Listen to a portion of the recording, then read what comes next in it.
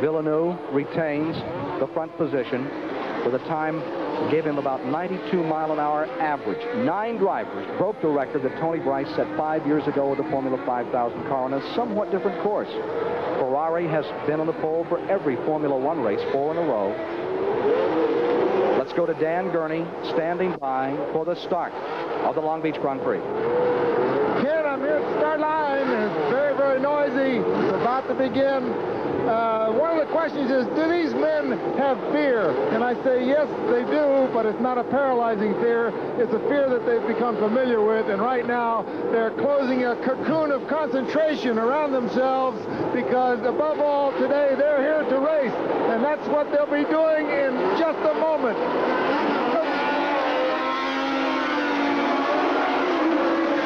Ferraris are away. Look at them, dicing, slipping through, looking for positions as the race gets underway. The field is away. Here they come with the Ferrari side by side.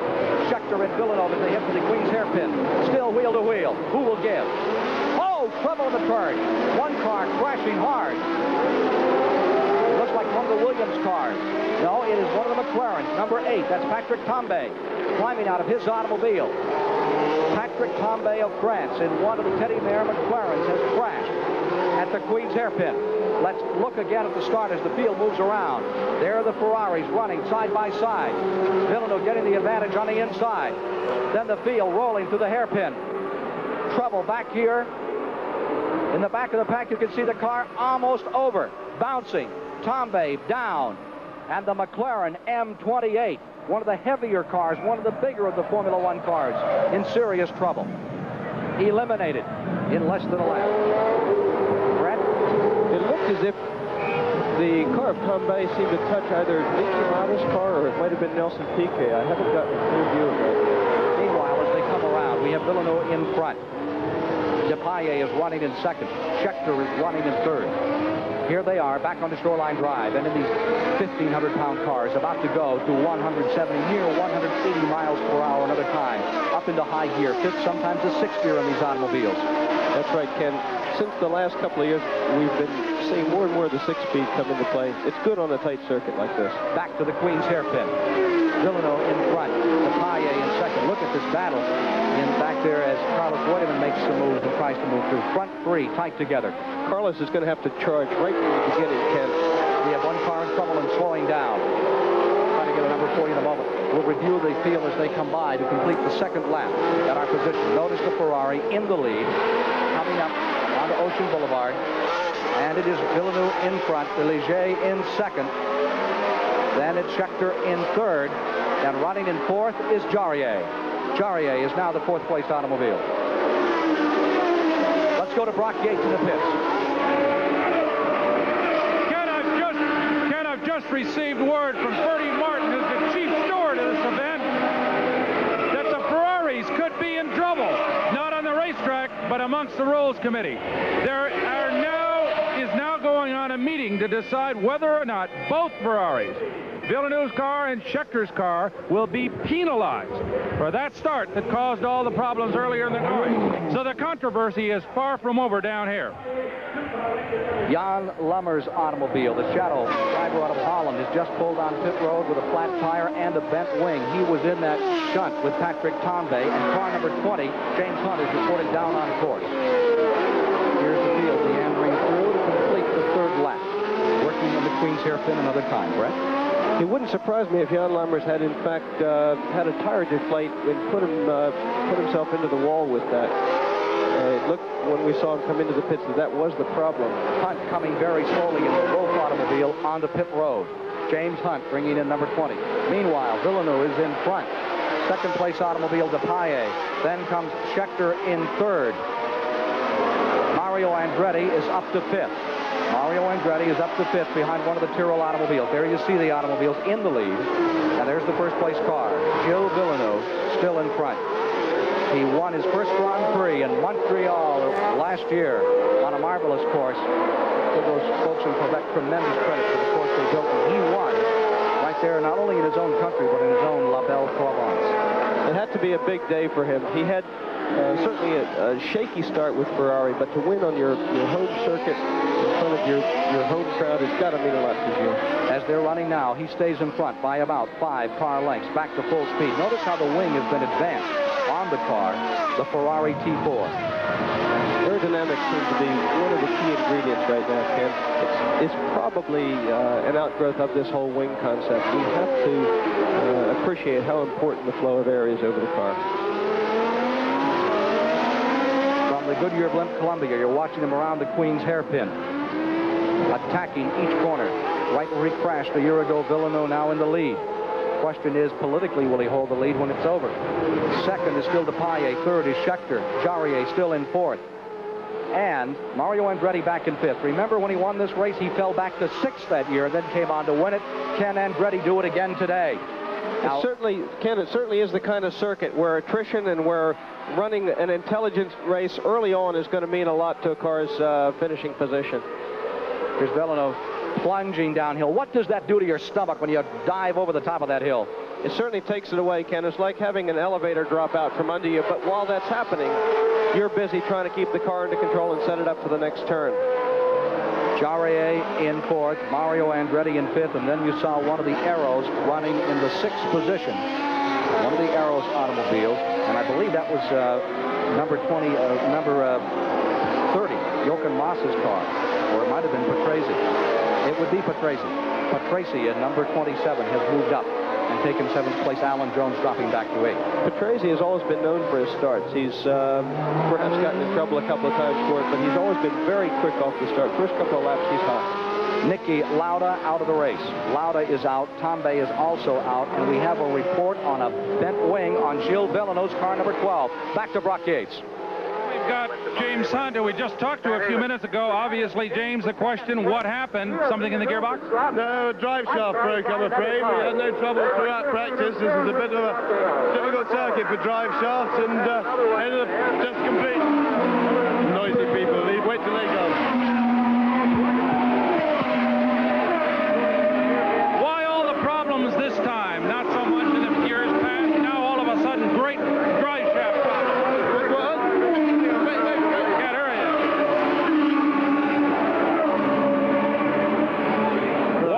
Sudden, so many drive shaft problems. That's the first one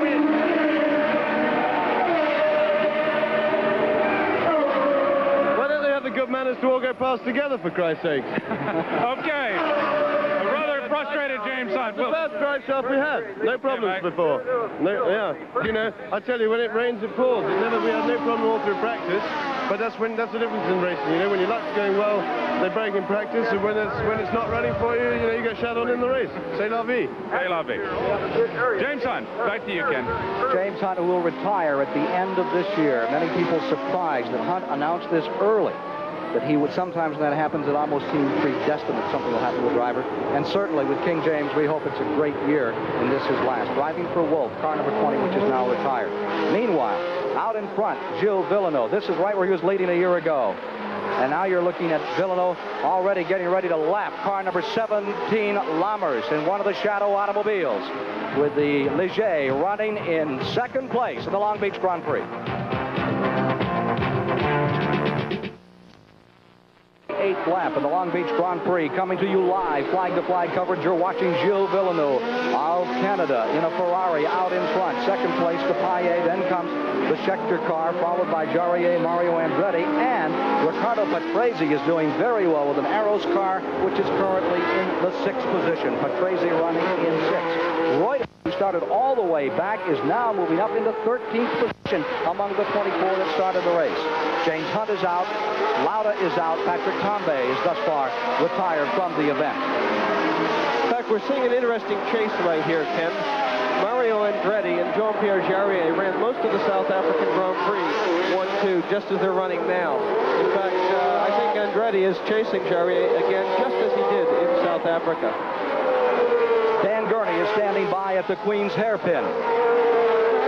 I can see on Jody Schecter's car that his right front wing has been damaged in that early lap incident down here. And I did speak with Patrick Tambay briefly. He said that he locked up his front brakes. He felt there was a little bit of sand on the inside of the track. So that's about all I could get from him. Back to you, Kim. So one of the McLarens is out. Tambay has retired. John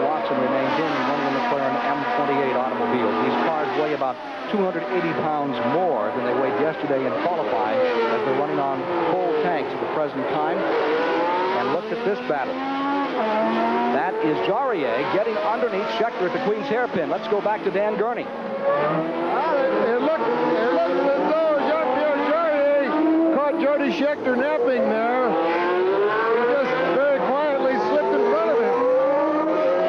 Jarier driving very well today, Brett. In fact, Jean-Pierre Jarier has always been quick on this kind of circuit, Ken. He's a road circuit, a city street type circuit driver.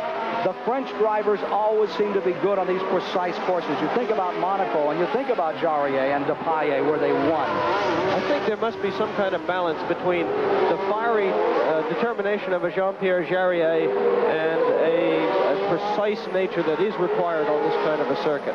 So Jarier has now moved into third position and is closing on fellow countryman Patrick Depailler. It is the Ligier, now Ford Cosworth powered, running in the second position. And there's Jarier making another move on the inside of the second hairpin. Jarier really seems to have the right combination, the torque thrusting him off those corners. He's certainly making Lafitte that's Depailler. Certainly making Depailler worry at this point. Here's Depailler, fastest part of the course. We'll be going to Dan Gurney in just a moment. Dropping down to the inside comes Jarier. Dan, take it from there. Jarier has just done it. He just passed Patrick Depailler going into the Queen's hairpin. And now he's going to set out after the French-Canadian driver. Incredible run by Jean-Pierre Jarier. Moving all the time. He has yet to win in the Grand Prix. Thus far this year, he has third in South Africa and really nothing in Argentina and Brazil, but the Tyrrell is running as a big surprise here. Not only that, Ken, but it's quite a comeback story for Jean-Pierre Jarier. He had been just about out of Grand Prix racing when Colin Chapman called him up, asked him if he wanted to have a run in the Lotus, and that was the beginning of Jean-Pierre Jarier's return. Look at how he's pulling out right now. Mario Andretti continues to run in the fifth position. Andretti is still in fifth.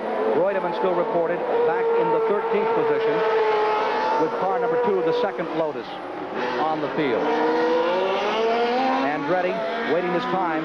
Look at this battle as Ligier tries to work on Jody Scheckter in the red Ferrari. The development of these cars in the air, and now we have one car pitting. One of the Ligiers is pulling on pit road. I believe that was Lafitte. Yes, it was Lafitte. For a while, Lafitte was chasing Reutemann in their attempt to come up through the pack, but it looks like Lafitte has run into some kind of problem. The battle between 27 and 29 continues, and right now the number 27 of Petresi has taken over in the 6th position, and in the 7th position remains the 29. The 29 has dropped back, and Alan Jones has just moved around him. So that continues to be a very good dice back in the 6th and 7th positions. Here you see the leader once again, Jarier, working on a victory here today. Scheckter has bent the nose on his automobile. Jones has overtaken Petresi. Look at these pictures, and look at Andretti beginning to close some ground. Mario Andretti definitely on the hunt. Andretti is a shrewd driver. He knows when to save the car, when to make it last the race, Ken, and this is going to be critically important today here at Long Beach. Jacques Lafitte is in the pits. The man who is currently number 1 in the world standings has pitted his car. He won the first 2 races of the year, then crashed in South Africa. I had a word with Jacques Lafitte this morning, Ken. They had transmission problems during the morning warm-up. Running a brand new gearbox, he felt it begin to seize up during the warm-up. They changed it, put in a used gearbox, and apparently he's still having a problem. Dan Gurney, what effect is the bent nose having on Schecter's Ferrari when it comes to you at the Queen's hairpin? Ken, I'm watching Gilles Villeneuve, who was 5.2 seconds in the lead on the last lap. Now, here's Scheckter, and I'm sure it's upset the aerodynamic balance, so it's giving him handling problems, but he certainly seems to be hanging on to Jean-Pierre Jarier.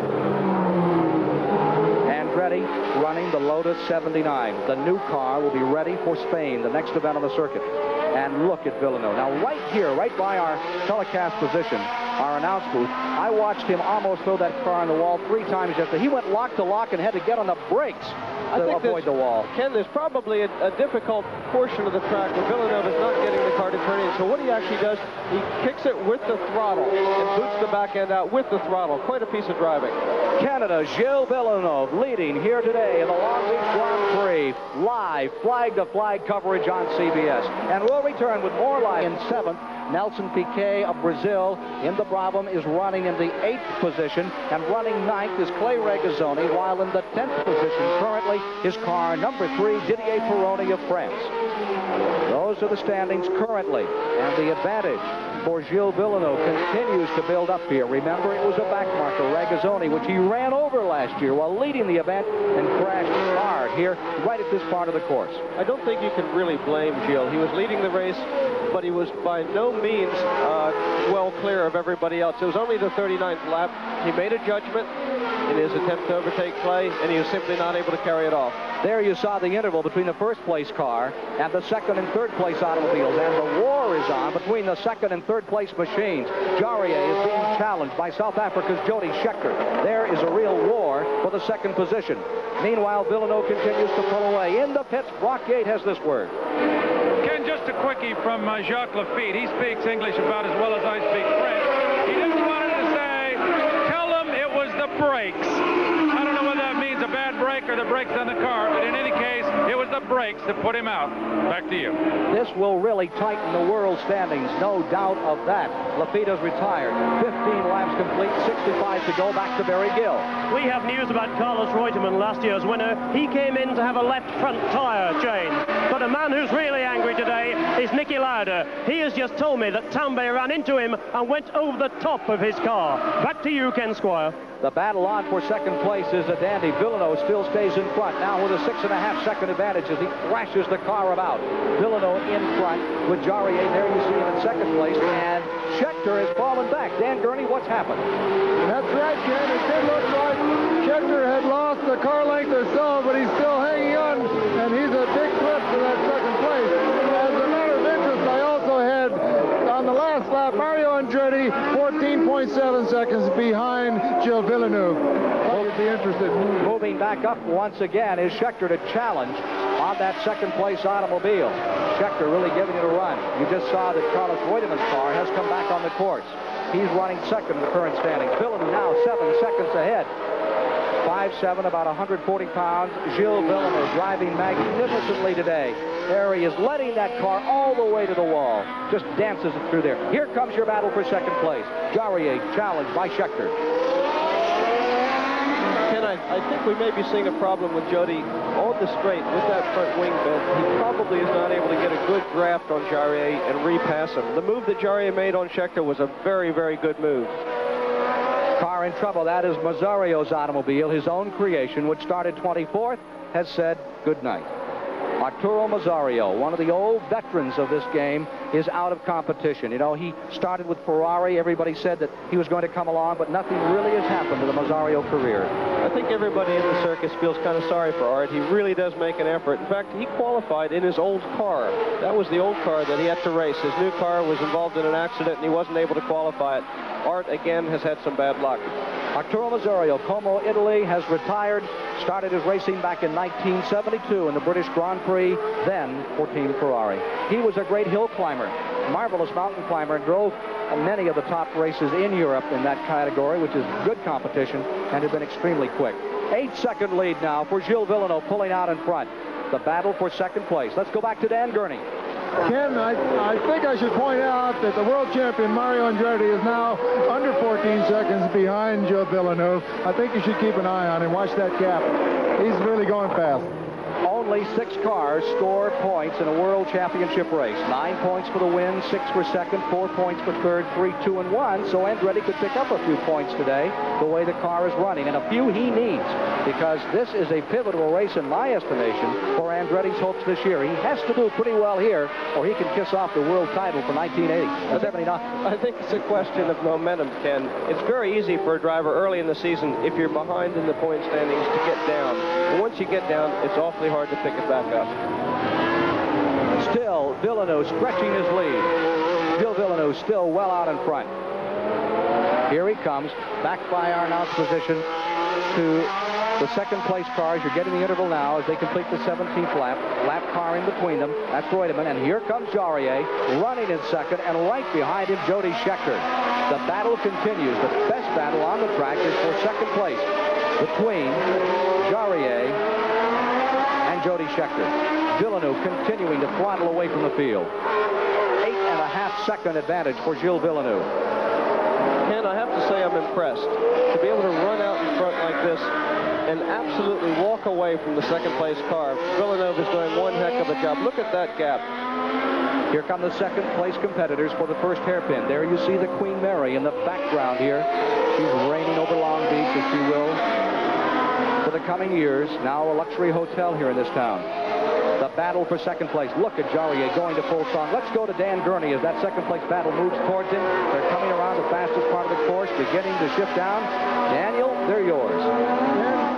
Gilles looks mighty smooth here. Here's Carlos a lap down, and then followed by Jean-Pierre Jarier. Jody has closed a little bit, and here's Patrick Depailler and Mario Andretti.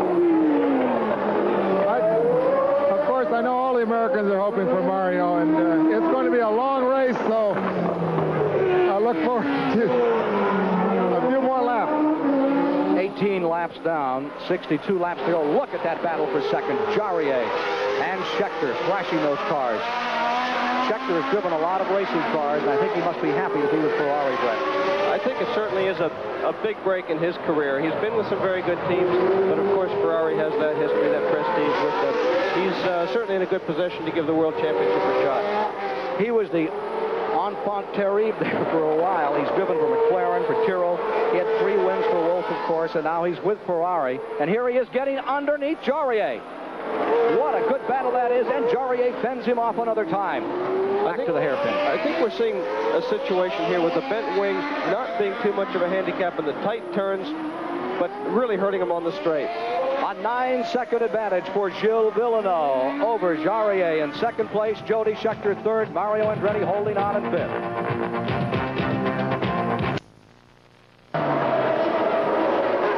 We're back once again at Long Beach, California. Headed down Shoreline Drive, some of the field, rolling around in the 19th lap of competition. The distance approximately 200 miles today on a 2.02-mile, 12-turn course. And there you see the leader continuing to build his advantage. Better than 9 seconds, by which Gilles Villeneuve from Quebec, Canada, near Montreal, stays out in front. Started in sports cars up there, took a stab at one stock car race, went back to sports cars. Everyone was surprised when Ferrari named him to the team, but he certainly is carrying on in the Ferrari tradition. As I said earlier, Ken, a very shaky start for Gilles, but now he seems to have settled down. His race in South Africa was absolutely cool, calm, and collected. He knew where he was, and he knew what he had to do to win the race. The advantage is 8.5 seconds between the first and second place automobiles. I wonder if Gilles Villeneuve is starting to look for Clay Regazzoni again. It must be going through his mind that he was leading comfortably last year and then had that problem on the 39th lap. There's your leader, Villeneuve, headed back to Dan Gurney, and it's about 9 seconds by which he has that advantage as he are about to lap another automobile, one of the McLarens. That's John Watson down by Dan Gurney. Ken, I think Gilles must have been listening to all his criticism because he looks very, very smooth, very precise. He's really in control at the moment, and the other ones are the ones that look rough. They're really trying hard. Here he is getting around John Watson. You saw Watson actually move over, knowing that Villeneuve was about to lap him. That was a very sportsmanlike gesture there by John Watson. The McLaren just not adapting very well to this course at all. Derek Daly is about to be overlapped. Number 22 Daly by some of the back markers. Villeneuve crashing down over the hill another time as you watch our live flag-to-flag coverage of the Long Beach Grand Prix. Ferrari going for another win here. They've won with Regazzoni. They have won with Reutemann. Can they win with the young Canadian Villeneuve today? Back to the hairpin. Villeneuve, very smooth there. Like a skier on a slalom course as he just moves that car so gracefully through. Let's go to Barry Gill in the pits. I have the World Championship leader here, Jacques Lafitte. Jacques, exactly what happened to your car? First, I have a problem with my gearbox blocked again, and I take the T-car, and I have a problem with the brakes. We have a big problem with bike. I hope Patrick has not. It must be very frustrating for you as the World Championship leader to be sitting here watching the other guys getting points. How do you feel? Yeah, I'm feel alright because he stay 14 races again, and I think he's not finished yet. And what do you think your chances are for the rest of the year, Jack? I have always my chance, I hope. Jack, thank you for talking to us. Back to Ken Squire. Jacques Lafitte, who drove with a taped-up arm today, briefly, led with 18 points in the world standings. Reutemann was second going into today's race with 12. Villeneuve was third. He could really move up the way things are going. Depailler was fourth. Scheckter was fifth. And Mario Andretti was sixth in the world standings. We'll give you more on that later. Emerson Fittipaldi has just retired from the Long Beach Grand Prix. 79 laps here at the Long Beach Grand Prix. CBS flag-to-flag coverage of this World Championship event where Gilles Villeneuve remains in the lead. Villeneuve is in front. There you see him coming up onto Ocean Boulevard another time with Jarier still sustaining the second position, and directly behind Jarier, still challenging Jody Scheckter in the third position. Scheckter maintaining third. The fourth spot is Depailler in fifth. Andretti, who is closing just a bit, moving up all the time, is Mario Andretti. Just inches each time, but he is on the move.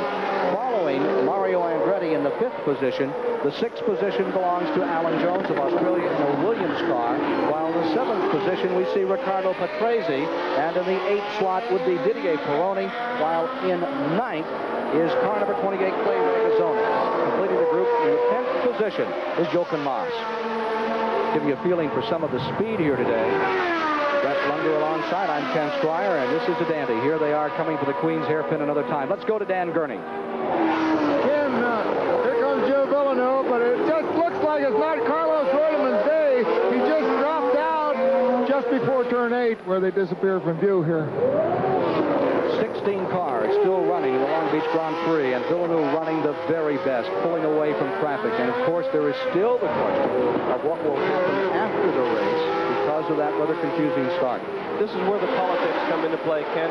And unfortunately, these guys are really putting out on the circuit. It could very well turn out that the whole result will be turned around after the race is over. So we're following the lead automobile. Again, your leader coming by, Gilles Villeneuve, swinging off Ocean Boulevard. Let's go back to Brock Yates in the pits. Ken, the jury is still out as far as the committee is concerned. We've been keeping our eye on the steward's booth down here to find out if any decision has been made about the Ferrari protest or the trouble at the start. Nothing yet. There are some other people down here that are pretty concerned about what's going on, and those are the tire people. As you know, the Goodyear and Michelin people are very much involved in a competition. The lead cars carry Michelin tires. The cars running immediately behind are on Goodyear. I just talked to some of the Goodyear administrators here, and they say that there are troubles. The cars that are understeering, that is, the front ends are pushing through the corners, are using up left front tires. And if Mario Andretti and Jean-Paul Jarier are having that problem, we may see them in for a stop. As far as the Michelins, we don't know, but maybe they'll have some trouble too. So we may see more action than we counted on down here in the pits. Up to you. Gilles Villeneuve continuing to lead, has the 9-second advantage. Brett? I think Brock brought up a very good point on this question of tires. I spoke with the team managers of Lotus and Ferrari before the race. The Ferrari has chosen to go on a medium hard compound, while the Lotus people have chosen to go on a very soft compound. It's possible Mario may encounter problems later on today. We have a tire war, of course. Michelin and Goodyear both heavily involved in it this year. In the standings currently, Goodyear winning the first two races in South America. Michelin bouncing back with that Ferrari sweep in South Africa. They went through all kinds of tires, like 8 different tires on the Ferrari yesterday in the final qualifying period. Looked like the old days. Oh, they were throwing tires on and off like they were going out of style, Ken. And that's really what qualifying's all about. Getting the car set up and handling just at the right moment with a quick set of tires and a clear track. It all has to be together. But we should point out, as opposed to a championship car race in this country or an NASCAR Grand National race, it's one set of tires to go the distance in this event. Just one when it gets down to race time. If you pull on pit road to change tires, you can pretty well figure, unless it's a rain situation and everybody pits, that it's not your day. That's right, Ken. If you do have to stop for tires or tire change during the race, it's unlikely that you're going to come on top. Back to Brock Yates. Ken, we've got Emerson Fittipaldi with us, who just retired. Emerson, what happened? Broke the rear drive shaft over the jump. Emerson, a lot of people have been having that problem this year, more than in the past at Long Beach. Is it a change in the car design that's causing this, or is it the racetrack that's getting bumpier? No, I'm sure it's the better tires. There's more grip, more force, more the drive shaft, more than ever now. Thank you very much. We're sorry you're out. So Emerson brings some more adventure into this plot in terms of the tires that we were just talking about. Up to you, Ken. Emerson Fittipaldi now out of competition. He started to have things go his way a little better this year. That sixth-place finish in Argentina. But right now, it's another day, as it has been for the past couple of years, for the Copa Supra team from Brazil. I know the entire team was disappointed today, Ken. They had hoped to be able to run the new car, but unfortunately they had problems. After Kailami, they made 32 detailed changes to that car, and they still have to go back and run the older car today.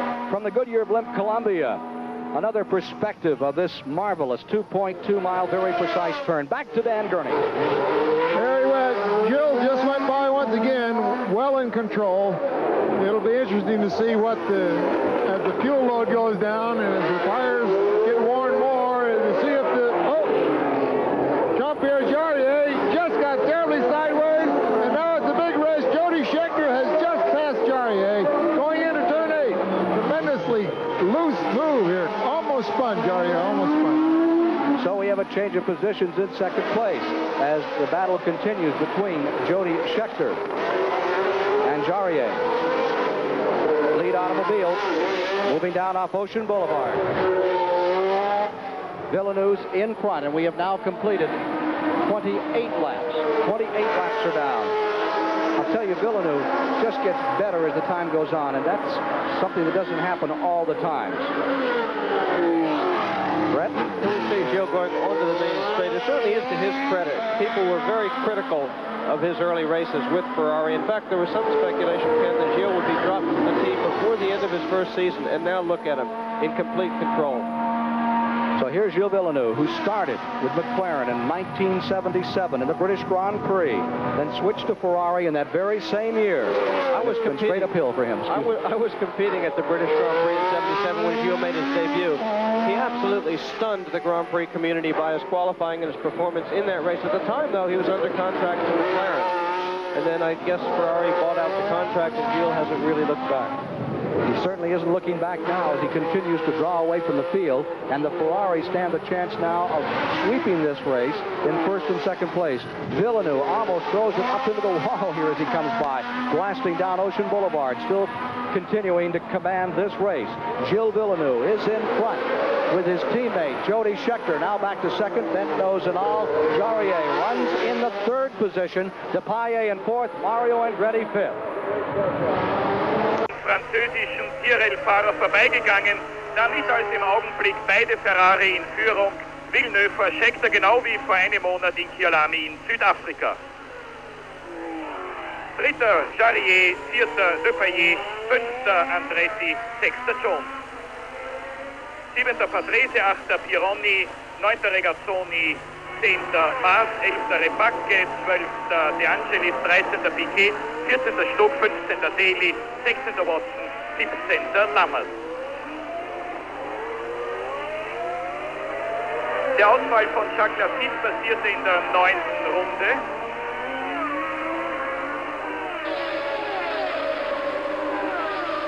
Wenn Gilles Villeneuve seine Führung bis ins Ziel verteidigen kann, dann übernimmt der Franco-Kanadier heute die Führung in der Automobilweltmeisterschaft. Unglückliches Rennen also für Jacques Lafitte. Sturz in der Aufwärmrunde, musste mit dem Ersatzwagen starten. Und zwar aus der allerletzten Reihe, genau wie Carlos Reutemann, der wegen elektrischen Defekts in der Aufwärmrunde angehalten hatte.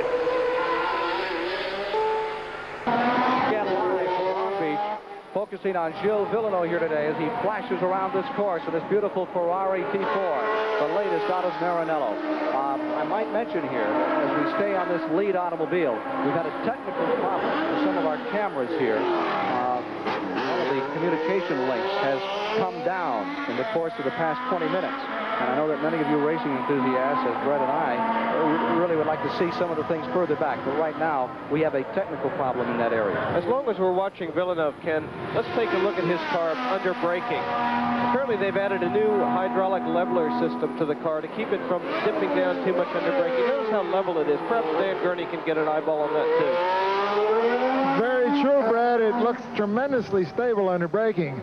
I think that Jill, the former snowmobile champion from Canada, will now be coming under pressure from his teammate Jody Scheckter from South Africa, who seems to be pulling away from Jarier. Now you see the Nelson Piquet car going by, and then the second place automobile. There's the third place car. As we're watching the Tyrrell trying to gain some time back here. Apparently, Dan reported earlier, Ken, that Jarier got very much sideways down at the Queen's hairpin. It could be that he's having a problem with the car. Let's watch him go through the S's. There's Jarier in third, and now right behind him you see the fourth place car, and in fifth is Mario Andretti, and that's where the battle is beginning to develop. I tell you, our technical crew's doing a good job here trying to bring this all back together. There you see them. There's Jarier, number 4, headed down on Pine, off Ocean. Definitely exceeding the speed limit by a tad, and he seems to have about a two-car length advantage. There's Villeneuve once again, well out in front. His lead is extended to 13 seconds. Now there's your second place car. Now you see the interval from first to second. Nelson Piquet, a lap car, one of Bernie Ecclestone's machines, then Jarier, followed by the Didier Pironi car, and rather by the Depailler car, and then Mario Andretti. We'll have another relationship for you right here. Definitely some drafting going on. Andretti now getting a tow behind Patrick Depailler. Let's go to Dan Gurney as this battle continues to roll down toward the Queen's hairpin. Very, very heavy traffic here. Mario and Patrick Depailler. It looks as though they're going to be all over Jarier on this coming lap. Dan, in the last lap, Villeneuve lost 3 seconds. Was he in heavy traffic by you? No, he was in the clear here. Huh. Something may be amiss there. It could be. It's a real struggle going by us.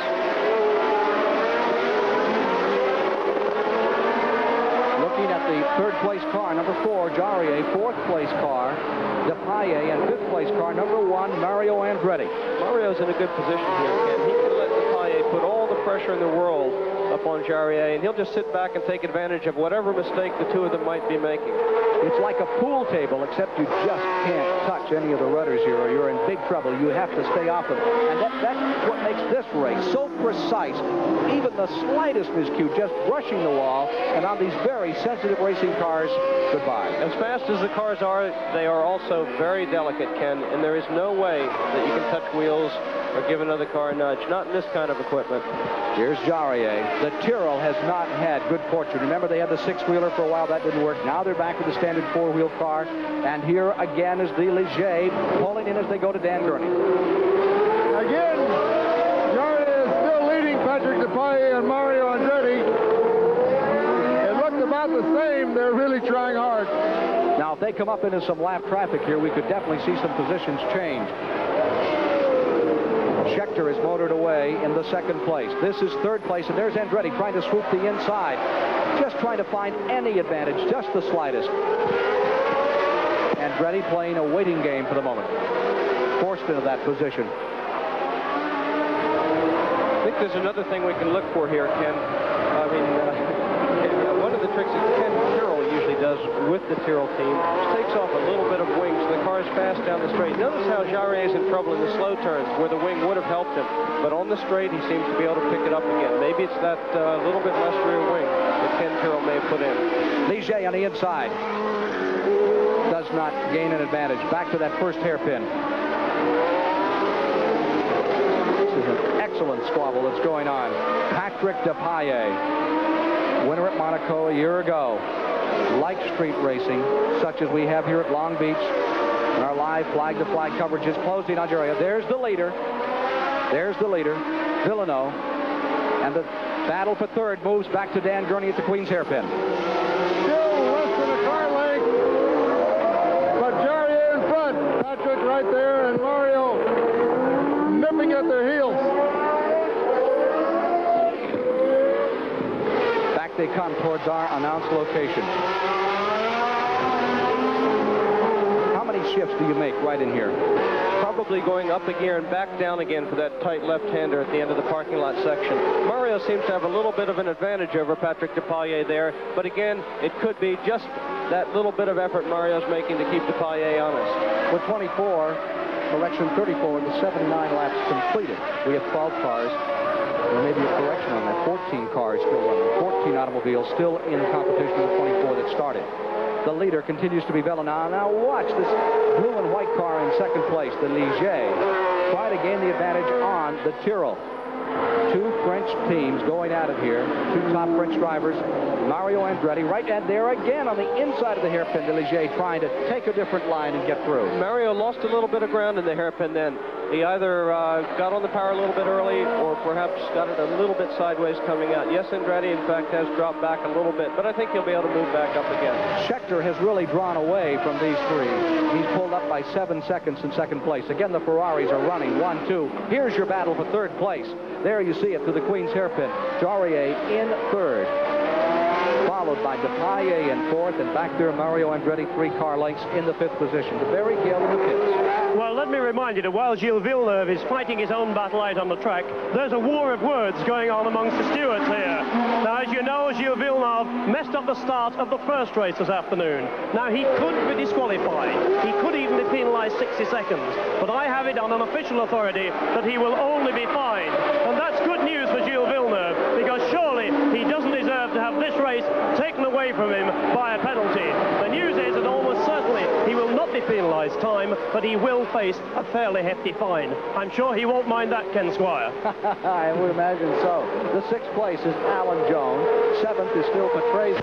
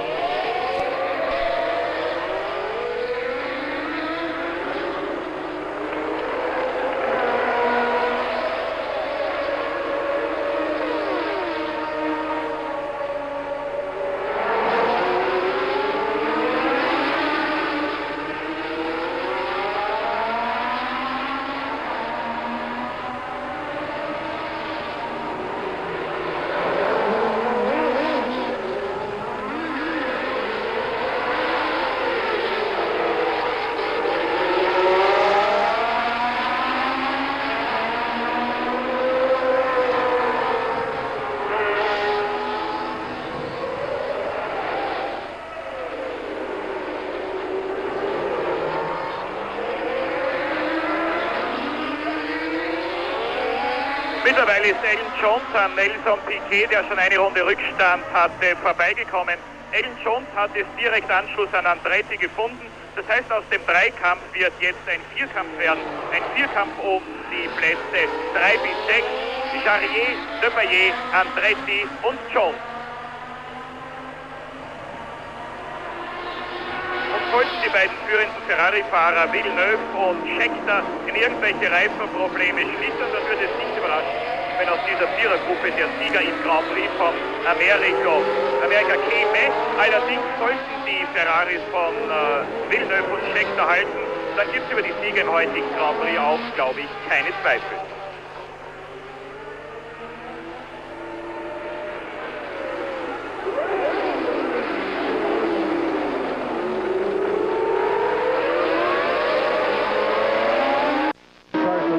Or 12? 11 cars lead lap, okay.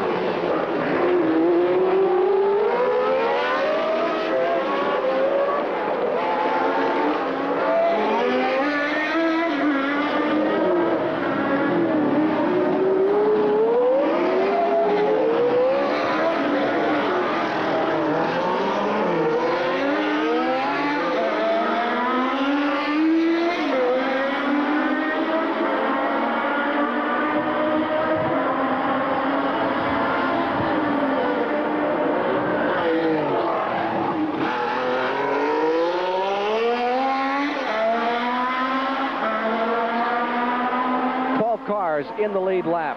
and this enthusiastic crowd watching this marvelous display of control by these great racing drivers here in the Long Beach Grand Prix as we watch the leader, Gilles Villeneuve of Montreal, Canada, out in front. His father makes children's clothes up there. His dad is not here for this race. He had suffered a heart attack earlier this year, and he's watching at home up on Channel 3 out of Vermont. This great race today. You're talking about control, and control certainly is the word within the Ferrari camp today. Villeneuve is 16 seconds ahead of his teammate, Jody Scheckter, and Jody's maintaining a 13-second advantage over Jean-Pierre Jarier in that tight battle for third, fourth, and fifth place. Villeneuve, still lapping cars, has moved around. Jan Lammers, the driver from Holland, in the shadow, and he just goes so incredibly quick anywhere he wants to. You know, one of the things about this Ferrari is the tremendous downforce it has and the amount of RPMs it can turn out, about twice as much as some of the others. Not only that, Ken, but this is a difficult circuit to overtake on, and if you do have that torquey engine, it gives you a bit more leeway in the turns. Let's go to Dan Gurney at the Queen's Hairpin as the leader moves in. Ken, here comes Jill right now. I just want to say that a moment ago, Mario Andretti passed Patrick Depailler in a braking situation here at the Queen's Hairpin. I'd also like to say that today is an example of what Enzo Ferrari has often done. He's stuck with a young Charger in knowing that he will become a great driver, and I think you're seeing a demonstration of that today with Gilles Villeneuve. Lap cars moving through. Behind them come the leaders. We saw Derek Daly there. There's a driver you want to watch in the future, I feel sure. Derek Daly in the new Ensign car, which was entered by Teddy Yip. Teddy Yip has started so many drivers, a well-known man from Hong Kong in racing, and he's looked at Derek Daly and says, there is a champion. Teddy's an incredible man, and I feel really, really pleased for Derek that the two of them have become associated. It's a good break for Derek. Here's Gilles Villeneuve still just sliding. Seems to run the car like it's on ice all the time. Just moving the car so gently through these corners. Around the hairpin, Scheckter still in second. And the battle for third continues to heat up. As we mentioned earlier, we've had some major technical problems, but they've done a wonderful job of getting over them. And there you see Jarier running third, still in fourth. And now pulling up is Alan Jones. And there's Andretti. Took a quick stab at the inside on the car of Depailler and was not able to get by. Now Andretti is beginning to look stronger. And Alan Jones in the Saudi Williams car, you see him behind Andretti back in sixth position. That's where the battle is, and we'll focus on it for some time. I expect that Mario has suddenly realized that Alan Jones has closed up on this battle. And he's starting to have to get with the program himself. Now Jones has the advantage. He can put the pressure on, whereas nobody's really making much of an effort to get at his tailpipes as he goes into a turn. Two tiny rear-view mirrors on the side of the cockpit of those cars, and right now Andretti has seen Alan Jones. Back to Dan Gurney. This is it. Alan Jones is just out front. He's just been in front of Mario. He's now behind Depailler. So Alan Jones is on the move. He has won one Grand Prix for Team Shadow in Austria back in 1977. He is the defending Can-Am champion here in the United States. 32 years of age, the son of a famous Australian racing driver, Stan Jones. He's just passed Mario Andretti, and he's moved into fifth position.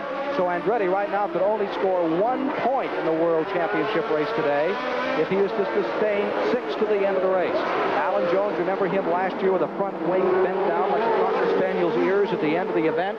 But that wasn't the problem, he told us later. Not the bent nose on the car and the wing dragging over the concrete. It was a matter of an electrical problem in the automobile. Here is Alan Jones on the charge, trying to pull up on those two French drivers. Fourth is the Ligier. Fifth is the white and green Saudi Williams car. Back to Barry Gill.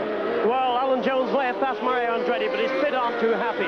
Behind me, you can see that they're getting ready for a possible tyre change. The left front tyre. Now, Watson has changed the left front. Piquet has changed the left front. Reutemann has changed the left front. Perhaps Dan Gurney down to the hairpin. We'll see what's happening to the tyres. Back to you, Ken Squire. It looked as though Jones was going to have a go at Depailler, but then he thought better of it coming in to the Queen's Hairpin, and he's still back there just behind Depailler. He is definitely on the move. Back to you, Ken. Third spot, here he is, Jarier, number 4. DePaille holding on, and the pressure is really on DePaille. Alan Jones is there, and Alan Jones is looking very strong. Here's Andretti, now running in the 6th position with the Lotus number 1, and we are halfway in the event. You're watching CBS live flag-to-flag coverage of event number 4, a $600,000 race, the Long Beach Grand Prix for World Formula One cars.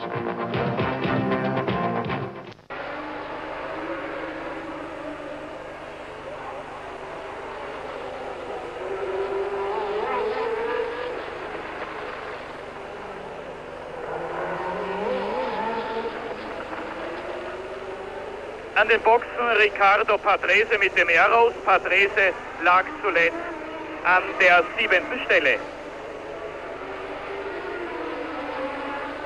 Villeneuve hat soeben Hector Repacque überrundet.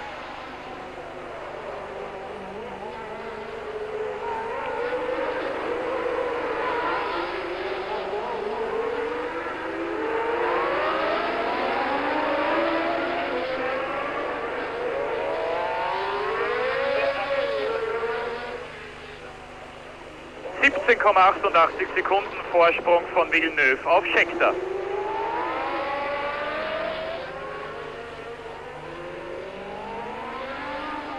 Für uns ist das Bild wieder total ausgefallen in Long Beach. April 1st, rather than further on in the week. We understand that some parts of the country with our telecast have had some technical problems. We've had a few here today, and the drivers have had them in immense amounts. Welcome to the Long Beach Grand Prix. If you're just joining us, we have right now Gilles Villeneuve in the lead with Jody Scheckter running in the 2nd spot, and here's your battle. It's in 3rd, and it's a marvelous scrap with Jarier of France, number 4, running in 3rd, followed by DePaille right on his tail in 4th. Then Alan Jones is in 5th, and Mario Andretti dropping to 6th. The red car there, about to lap a blue automobile, is your leader. That's Gilles Villeneuve, the youngster from Canada, as he whips in between the buildings, down the alleys, through the boulevards of Long Beach, California, with the lead. As we watch Villeneuve, you can see the car bouncing about, Ken. You can see Villeneuve being shaken in the cockpit. At the end of this race, he's going to be a tired young man. 42 laps of the 79 have been completed. They've all been Villeneuve's. But remember, the start was confused. There were problems on the start. There's a question of whether he'll be heavily fined or if the punishment might be more severe, like a 60-second penalty. Right now, he's built up a 17 and 2-second advantage over his teammate, Jody Scheckter. There's your battle for 3rd place another time. Brett Lunger with us in the outfit. Dan Gurney at the Queen's Hairpin. Barry Gill is with us, as well as Brock Yates, for this World Championship race. Right by our announce booth comes this battle for 3rd, involving 4 automobiles. Andretti just waiting. Alan Jones looks like he has the horses to pull it off, but the Ferraris that can rev up to 12,500 RPM as compared to about 9 in those other cars has the lead. Look at the Ligier make that move, Brett.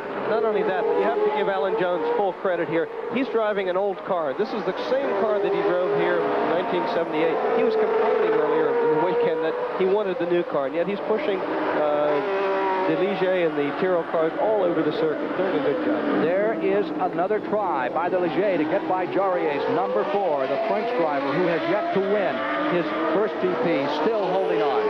I can tell you, Ken, in a battle like this, the laps tend to go awfully slowly. You're just waiting for that man to make a mistake so you can get by. And believe me, we might see some impatience before this is all over. All right, here they come to the hard-braking part of the course. Let's go back to Dan Gurney. This could be it. Patrick DePaille, no, he pulled out to make a braking effort, but then he couldn't do it, so he pulled back in.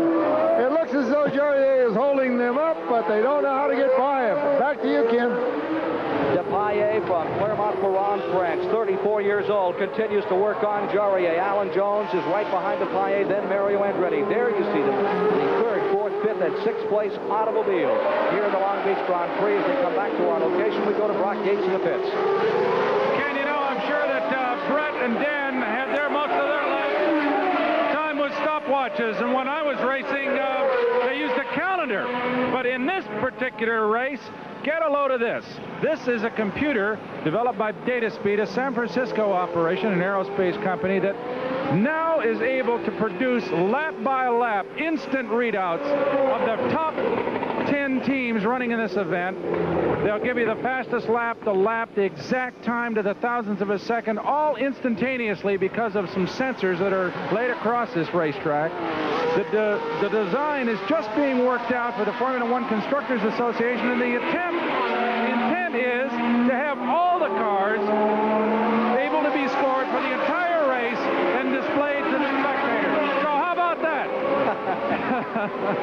Well, the way everything's worked today, I'll give it about 2 more laps before it says good night, nurse. In fact, Ken, car owners I've driven for have threatened to build a computer to replace the driver. That's the way things are going. I don't think it'll ever happen though. Sure take the fun out of it. Here's Villeneuve. This guy is fun. I can't tell you how much I enjoyed going up to Los Angeles when we went shopping for cars the other day. I thought you were going to get him to buy you one while you were there. Well, I tried to get him to buy me that Daytona Spider, but it was $82,000, and he was short just 3 or 4 that day, so we called it off. But I'll tell you what he really wants right these days is a Ford Cobra 427, and there was one there for sale, and it was on sale. It was only $65,000. A bargain, a real bargain. Absolutely. The Arabs Playground, Santa Monica Boulevard these days. Here we are, back down in the Queen's Hairpin. Let's go to Dan Gurney. Well, he did it again. Patrick Depailler finally managed to get by Jari in a tremendous braking effort here with tires smoking. So he now has 3rd place in his possession. So Depailler is on the move. He is still gaining ground, and let's see if he can begin to deal with the Ferraris. It'll be interesting to see, Ken, because Jarier, in fact, was dropping back from both Gio Villeneuve and Jody Scheckter. Now that Depailler's gotten by, let's keep an eye and see, in fact, if Depailler is able to close that gap a little bit. Let's go back to Dan Gurney. He still has 3rd. In fact, he's stretching it out a bit. And now it's Alan Jones all over Jarier. In fact, he just made it. He's going into turn 8. He just forced Jarier wide, and Alan Jones is now also pulled into 4th place ahead of Jarier. Dan, when you say he's all over him, does the guy really know he's all over him, or is he so focused in that helmet looking straight ahead? Does he know the other guy's there? Very important that he does know he's there, and he knows the pressure is on. He's aware of where he is. I think he checks his mirrors whenever he leaves a turn or partway down the straight to see whether he's gaining or losing. So he's very much aware of it, although his job is primarily to concentrate on having his own car in the right place on the track, of course. Back to you, Ken. Let's take a look again at that pass that has changed the complexion of this race as the Ligier, the JS11, came through. We're being told now we have 6 cars in the lead lap. Brett? Here we see Patrick Depailler making a move on Jarier. Jarier is one of the last late breakers. Look at Depailler locking a brake going into the hairpin, getting by Jean-Pierre Jarier. Alan Jones right on Jarier's tip. Jarier is probably not too happy at this point. Beautiful move by Depailler. How many times do you actually move your feet around the pedals in 1 lap on this track? Give me an estimate, Brett. In fact, Ken, 1 lap at Long Beach, I tried to count the number of times I moved my feet back and forth across the pedals, and I crashed. Would you say over 40, less than 60? Let's put it this way. I've never been much of a tap dancer, but you sure tap dance when you drive a lap at Long Beach. Gilles Villeneuve tap dancing magnificently, just walking all over his competition, leading by 16 seconds over teammate Jody Scheckter. It's Canada's Villeneuve first. Scheckter of South Africa in the 2nd position. Then the French driver, Patrick Depailler, is in 3rd. And we have Jarier coming in the pits. Jarier is just pulling down on the pit road. Car number 4, the Tyrrell, which is right up in the thick of things. You see it coming down the pit road now, going into its pits. We don't know what the problem is. It could be a tire situation. And you're right, it does look like a tire change. They probably gambled and ran the softer compound. With the sun coming out after a cloudy morning, they've obviously run into problems. Indeed, they thought it might rain today. There were gray clouds foreboding over this crowd earlier today. Then the ceiling lifted, and it's a typical Long Beach Grand Prix afternoon. And that may have fouled the plans of the Ken Tyrrell team as you see them changing rubber now. Ironically, the weather has been a factor in more than 1 Grand Prix race, Ken. We had a big drama in South Africa, rain and then dry conditions. And here again we see perhaps the increased temperatures coming into play again. And let me point out that with what's just happened, Hector Rabac of Mexico, car number 31, has moved into 6th position.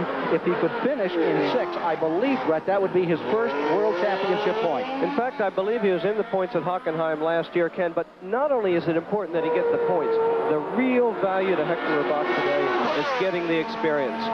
Every lap he puts down here at Long Beach is going to go under his belt as something he can use later on in his career. A good day for Hector Rabach. A good day for the crowd here at Long Beach, California, enjoying this marvelous race. And we'll be back with more of this Long Beach Grand Prix in just a moment. We'll return with more. Zweiter Boxenstopp für den Deutschen Hans-Joachim Stuck auf ATS.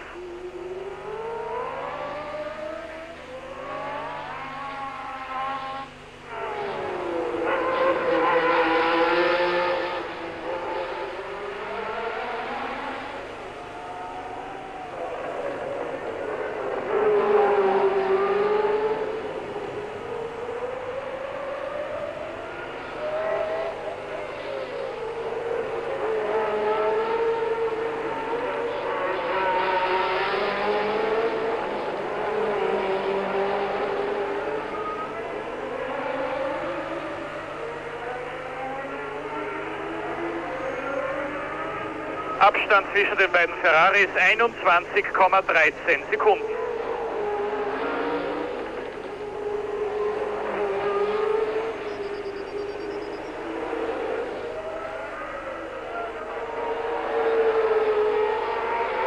Leider weiterhin kein Bild in Long Beach. Ich danke den Kollegen aus Wien, die mich über das Renngeschehen aus dem Studio in Wien sozusagen informieren.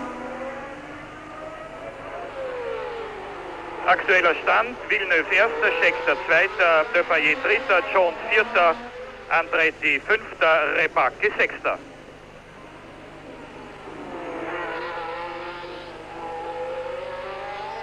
Pironi siebenter, De An. Live coverage of this weird in South Africa. Yes, I can see the Ferrari dominance beginning to show, Ken. This, of course, is the second race for their new model T4 Ferrari. And it certainly is turning out to be a very good race for the Ferrari team. There's Jody Scheckter, yes, running in second place, still with the bent wing there. Scheckter maintaining second. The Ferraris are off to a good start here on the season. The Legers winning the first two events, and here you see car number 11 attempting to lap a car. That was Scheckter trying to get by. Let's see who he's working on here. That was number 3, Didier Pironi. Pironi gets himself as he shoots down Pine. Linden goes down, Linden comes up Pine. I'm glad you're not driving today, Ken, because if you got it wrong, you'd be in trouble there. I would have crashed many, many hours ago. We're showing 5 cars in the lead lap, and we mentioned Hector Rabach has pulled into 6th position with his car from Mexico. And in the 7th position now is that car just being lapped, Didier Pironi. That's the second Tyrrell automobile. Jarier came in for tires. Showing 8th at the present time is De Angelis, the Italian driver that Shadow just hired this year. This was the car that Danny Ungaius might have driven. De Angelis is in it. He was an excellent skier. He was on the national junior team in Italy for a while, good downhill racer. And he, like Patrick Tambay, has turned his attention to the world of racing. And in motorsports, he's good. He was also karting champion of Italy, runner-up one time for the world title. I think De Angelis probably has a pretty good future ahead of him. He's running through race cars at a fairly great rate, bumping into walls and things, but young drivers tend to do this off and on. Well, here is a young driver who thus far has not bumped into any walls, but has had a propensity for such activity in the past. Jarier, a quick stop, you're saying? That's right. It appears that Jarier was in and out of the pits very quickly. I think he's running now in 10th place. It'll be interesting to see if he's able to catch up. Indeed, Jarier has fallen on our latest report to 10th position. And there is Hector Rabach of Mexico, now running in the 6th position. Isn't that a beautiful car? It is a chocolate brown and gold car. They have probably the finest racing livery, the jackets and so forth they wear is just magnificent. Hans Stuck is pitting his car. The ATS has just pulled on pit road. The West German driver has just come down onto pit road of the ATS car. I think Hector has to be doubly pleased. Not only is he running a very strong race in his private Lotus, but he was actually not in the race until the Renault team had withdrawn. He had not qualified for the race, and without the Renaults running, he was able to move up and start the race, and now look what he's doing. I think we should tell our viewers again that the Renault team retired both cars today. One of their drivers, Jabouille, broke a wrist yesterday when he crashed into a wall, and they said the track was too dangerous for the 6-cylinder, 1.5-liter turbocharged Renault. They're waiting for Spain next on the calendar with an all-new car, as everyone is. It's so strange that this early in the season, just the 4th race, everyone's going to come out with new weapons. We'll probably go to Spain and find that everybody's 2 seconds a lap slower, Ken. Sometimes it happens that way. Let's find out what Barry Gill has discovered in the pits. Well, the news from the pits is still the tyre story. The reason that Jean-Pierre Jarier came into the pits was to change all 4 tyres. We just had Clay Regazzoni in to change 2 of his tyres, and Riccardo Patrese has retired because of a brake problem. John Watson is pulling on pit road, Barry. He's coming down to you now. Does that look like a tire problem? What can you tell us about John Watson in one of the McLarens? John Watson has been in and out of the pits all day, Ken. He's had handling problems. He's not happy with the car, and this has been the worst day's racing for McLaren that I have seen for a long, long time. Back to you, Ken. There you see John Watson, one of the most popular, one of the most quiet people. Reads his books, listens to his jazz. Crash down to the corner. Who is it? Back of the automobile. I think that is Jan one of the shadows. It looks like the Holland driver. Jan Lammers of Holland in the shadow. The DN9B car, Ford Cosworth powered. The Lion on the nose. Those aren't flames. That's the Lion's mane. And the Lion just had his paws removed. The front of the car coming off the wing. Coming off. There you can see the car being rolled back. And the Lion apparently has a black eye. Certainly a disappointing day for Jan Lammers. I did some promotional work with him in Holland. He's a very pleasant young man, and I think he also does have a pretty good future in motor racing if he's able to stick with it. Started in 1979, just this year, at Argentina for the Shadow team. Small, too, about 5'2". They're getting smaller every year, Ken. You won't see them playing in the NBA games. We'll have Steve Coughlin out here before too long. Maybe he'll come back from Great Britain and do some of this. Or he could just wait for them. He'll be over there before too long. There was a driver who had quite an opportunity to race horses, Peter Geffen, who won the Italian Grand Prix one year. As they come for the 54th lap, here is your leader moving back to the Queen's hairpin. And here once again is Dan Gurney. And I was just feeling sorry for poor Patrick Depailler, who worked so hard to get by Jarier, and finally Jarier went into the pits, and now of all things, when he came back out of the pits, he's back in front of poor Depailler, and I think it's slowed Depailler's advance towards the front. It's just one of those, the luck of racing, and you'd think that the chances are that he wouldn't come out in front, but that's the way it's worked out. Jarier back in front of Depailler again, even though he's several laps down. He is a lap down, but he is in front of him. I wonder if they'll have a little chat out there about that last pass that was pulled off by Patrick Depailler down there at the Queen's hairpin in front of Dan Gurney, where his announced location is. For this live flag-to-flag coverage of the Long Beach Grand Prix, which we hope you're enjoying today, and let us review for you again at 54 laps. Now we have one of the Saudi cars in. Is that Regazzoni's automobile in? Clay Regazzoni, a former winner of the event when he drove for Ferrari, is now on pit road in one of the Frank Williams cars. And here is Alan Jones working hard on Depailler. Had him inside, had him outside. Depailler had better be very collected today, because if he makes just the slightest margin of error, Alan Jones will gobble him up. In fact, in 1976, Ken, I drove with Alan Jones on John Surtees' team. Jones, from the very beginning, showed a tenacity and a determination behind the wheel that was impressive to all around him. He certainly has the guts and the drive for it. And that is like father, like son. Over in the islands, they speak so respectfully of his dad, the late Stan Jones.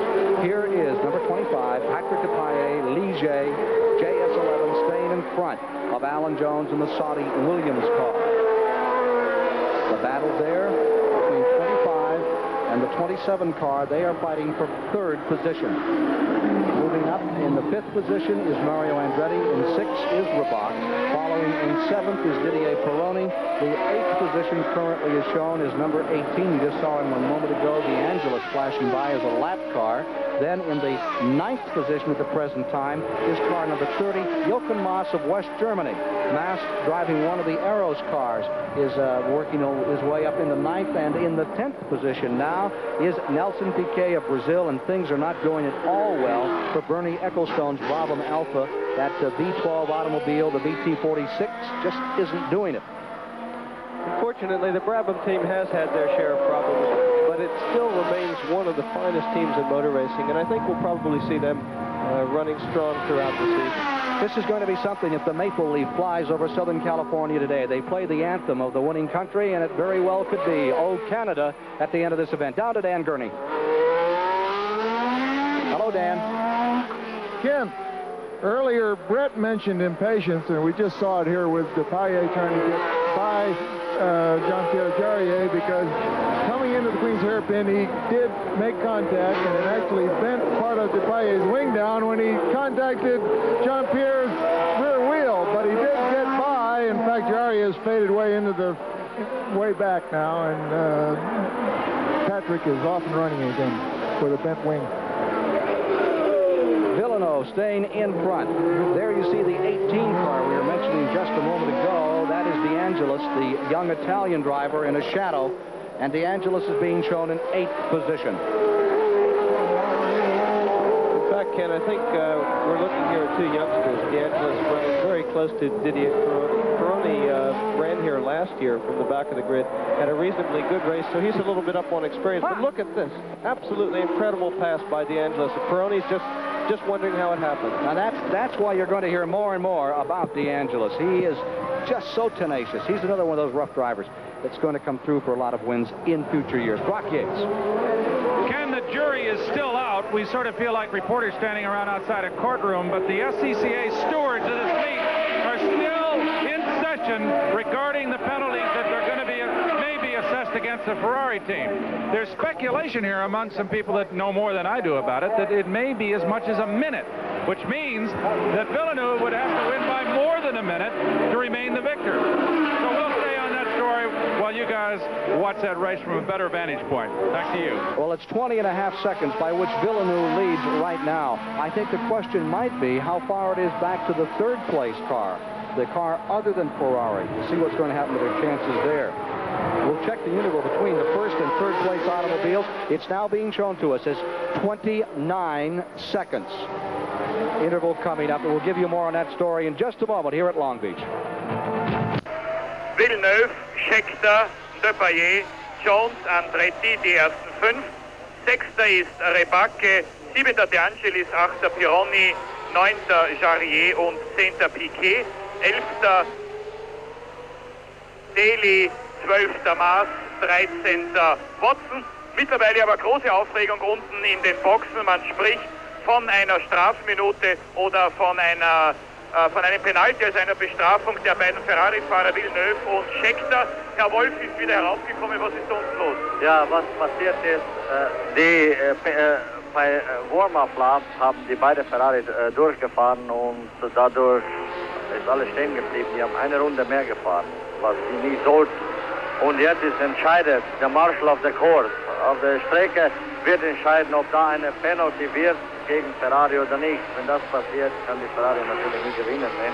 Das ist schon ein paar Mal passiert gegen Lotus und Villeneuve in Monza letztes Jahr. Auch Andretti mit der Strafminute damals. Ja, das könnte auch hier wieder passieren. Die haben eine Runde mehr gefahren, wie sein sollte. Jetzt weiß ich nur, ob die gesehen haben, wie schön das ausgehangen hat oder nicht. Wenn die gesehen haben, wenn die Marshal beweisen kann, dass die gesehen haben, den Schild und dort durchgefahren.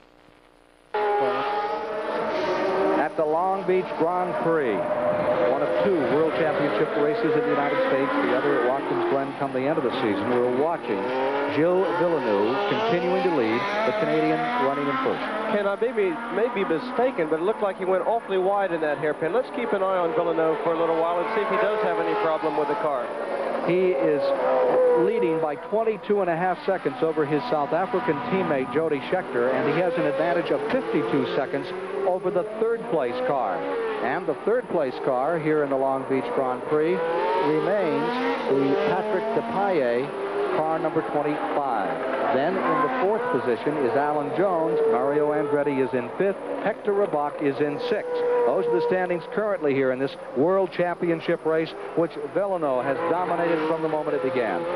Villeneuve is going to have to pull out a little bit more of a lead, Ken, if the politicians in the pits decide to put that 60-second fine on him. He's going to need more than a minute lead over the third place car, Patrick Depailler, but it looks now as if he does have it in hand.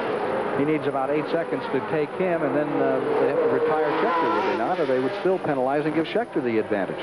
Goodness knows what they're going to do, Ken. I don't even think they know at this point. Anarchy reigns. That's not true. I'm sure they're coming up with a decision down there far away from where we are, but they're grappling with this problem at the present time. Let's go to Dan Gurney. Ken. Come in, Dan. Hello, Ken. Come in, Dan Gurney. Here I am. Let's face it, Ken. Gilles Villeneuve is giving these older men a real driving lesson. I'd say it's a real shellacking. I would agree with you the way things are going right now. Schechter, who's another relatively young driver, holding on in second. Mario Andretti, he can't wait for that new Lotus 80. That could change everything for him when it comes to Spain. I'm sure that in the back of Mario's mind, he's probably looking pretty hard for that new car right now. And yet he's not totally out of it. Mario is a heck of a competitor, and a few inches, a few millimeters that make up a difference between first and sixth can be regained very, very easily. Ground effects is going to be the word. We've heard about wings, we've heard about power, but what they're going to do in the next 2 or 3 months might be what we see on cars 10 or 12 years hence, because the ground effect car is certainly proving to be far more efficient, far more effective as an automobile than what we've seen before. In fact, design direction indicates, Ken, that we probably won't see those high rear wings in the near future. They're going to disappear. All of the downforce will be generated by the chassis itself, by the air flowing over the body of the car. 14 cars running in the lead lap, and if you can slide them through the air, you've got the whole trick going. We have 5 cars in the lead lap, 14 cars running on the track at the present time. This is a 2.02 12-turn course at Long Beach, California. Brett Lunger with me. I'm Ken Squire, delighted to bring you flag-to-flag CBS coverage of the Long Beach Grand Prix, which has pretty much been the Gilles Villeneuve charity event thus far, but that may change because of an incident at the start. We had 2 starts today, which is something which has come up several times of recent. In the past couple of years, there had to be restarts. For instance, in South Africa, it was rain created, but they had themselves quite a cocoa flash over there about the start. They ran 2 laps, had to restart, who went in what position, and confusion reigned throughout that race, which was dominated after that by the Ferrari automobiles. Now, you see some of the cars which are fallen by the wayside. Patrick Tambay, Lauda, Hunt, Lafitte, currently number 1. Mazzario's car, Emerson Fittipaldi, Carlos Reutemann. Tambay crashed at the hairpin right at the start of our event. That was the biggest shunt of the day. That was the one by Tambay. It's interesting to watch this crowd that are here today. There is over 100,000 people, and among them are some of the most famous names in motor racing, and because they're not out there on the track, I saw Tommy Sneeder today, people just walking by. You see him at a championship car race, everybody's around it. Not true here. And I'll tell you something else, Brett. Earlier today, 2 of the greatest motorcyclists in the world are down here in the pits. The world champion, badly injured a few weeks ago in Japan, Kenny Roberts is here, who in the motorcycle world, you go to a motorcycle race and everybody just flocks to him. And of course they don't know him. And Gene Romero, El Burrito, who won Daytona's 201 time. Here's the start, and here's where the problem all began. And the controversy is still reigning, as Brock Gates was reporting a moment ago. Now you see the Villeneuve car coming down, and his fellow on the front row with him, Reutemann, was not there because he had problems before they even moved to the start. That may, in fact, have been part of Villeneuve's confusion. He probably looked off to his left, didn't see the man that he expected to see, and went on around the circuit. Here we see Villeneuve going through the parking lot, coming up Pine, heading to the jump up onto the pit straight, which is Ocean Boulevard. So the drama of this event is far from over. Now we'll try and get a reading for you on what action may be taken before we go off the air today, but it's one you'll want to follow in your papers, because Villeneuve, to us, appears to be winning his 2nd straight race and his 3rd career victory. He won his own nation's Grand Prix a year ago. He's a big favorite in the Northeast of the United States and in Canada, and here he is well out in front with a 22.5-second advantage over his teammate, and now about 55 seconds back to the 3rd place car in the field. Even more impressive is the fact that Villeneuve is such a newcomer to Formula One racing. In fact, last year, the Grand Prix where he led at Long Beach was his first time at Long Beach. The year before that, he was running Formula Atlantic. It's quite a story, Ken. 18 laps to go. Just 18 laps remaining in this event. You talk about names that people might recognize from various parts of sport or from entertainment. There's your leader right there. George Harrison is standing down here on pit road, and nobody even recognizes him. They're walking back and forth by him. Let's go down to Barry Gill in the pits. Well, the news about Gilles Villeneuve is that no one is going to allowed to be known exactly what's happening until all the teams have been told. That's the rules. But unofficially, I've been told that a fine is the most likely penalty. And the reason is that first race never started. What happened is that Gilles Villeneuve rolled along and then just carried on rolling, so neither the red light nor the green light came came on. And that means there was never a start. And if a race wasn't started, you can't be disqualified, and you certainly shouldn't be penalised 60 minutes. So, Ken, that's what the officials are saying. They're going to tell all the teams later, but my word, there'll be some protests at the end of this battle. Back to you, Ken. It's wonderful to have Barry Gill with us because he's such a gossip. He just is around everyone in the pits, and he automatically, no one is supposed to know, but he always knows it all. All right, we're still watching Gilles Villeneuve out in front with his teammate still in second, and then a battle continues to rage for third place here in the Long Beach Grand Prix. Hochblättern und auch sehr viele Teamchefs, die sich jetzt beim Stand nach 64 Runden genau nach der rechtlichen Situation erkundigen. Es geht leider in der Formel 1 oft nicht ohne diese Streitigkeiten ab.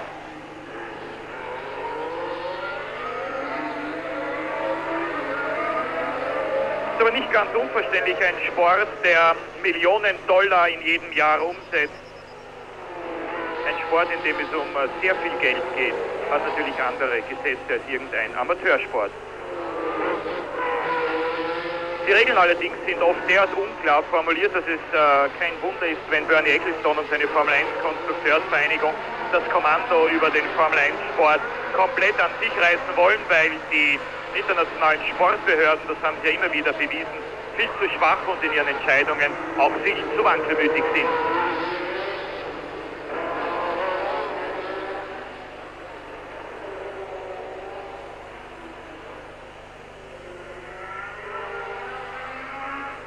Der Vorstoß des Australiers Alan Jones geht weiter. Jones hat Depailler überholt und ist jetzt Dritter, Depailler Vierter. Dahinter unverändert Andretti Fünfter und Rebacke Sechster.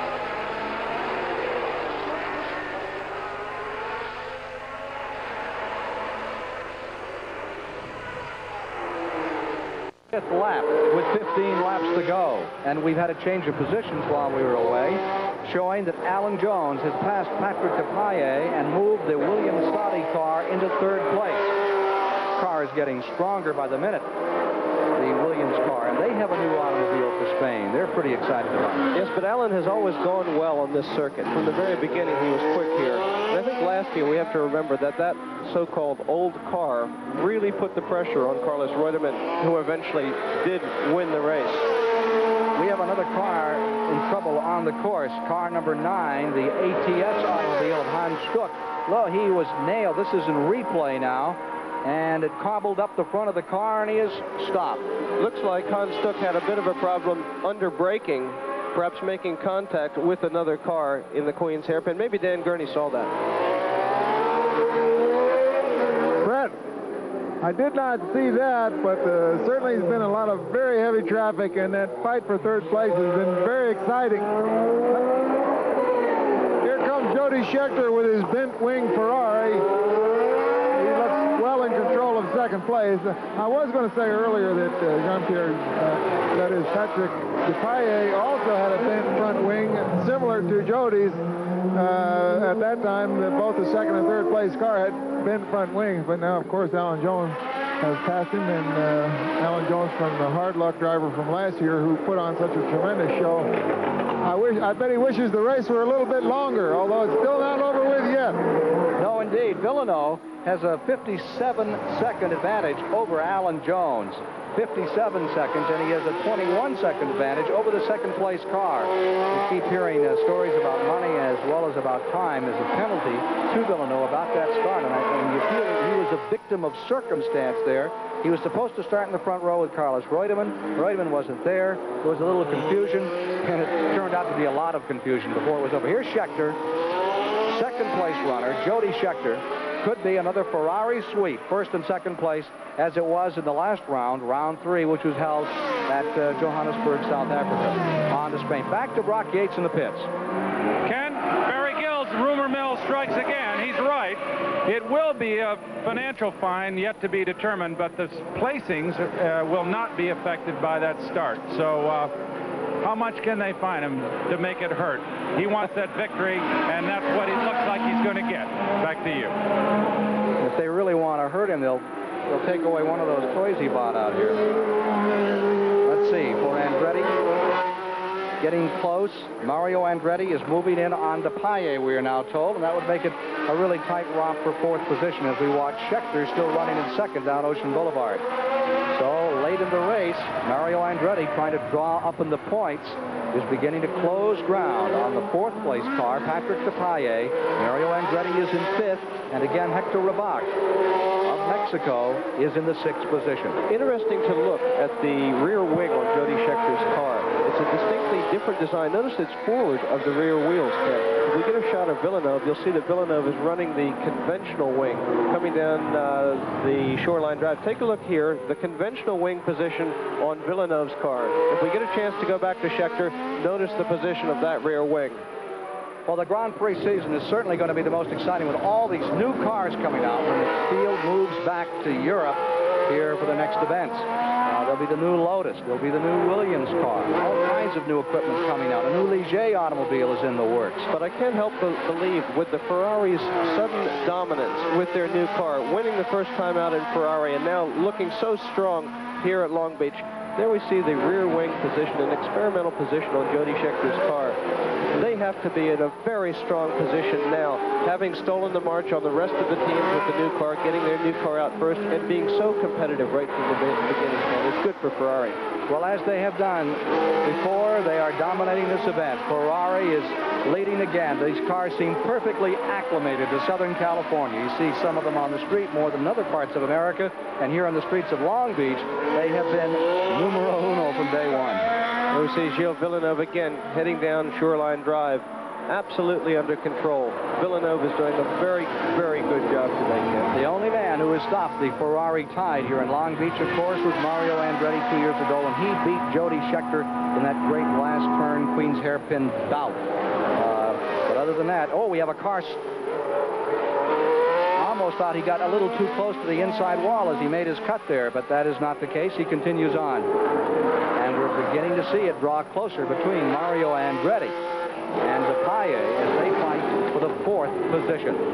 That's really getting close. Alan Jones has moved into third. I think Andretti has to realize that it's getting late in the day, and if he's going to move up, he's going to have to make a move fairly soon. But Patrick DePaille is not an easy man to get past. In fact, he's been known to have one of the wider cars in Grand Prix racing. 68 laps complete now, with 12 remaining. It's still Villeneuve flawlessly moving around the course, getting in between these cement walls and staying out in front.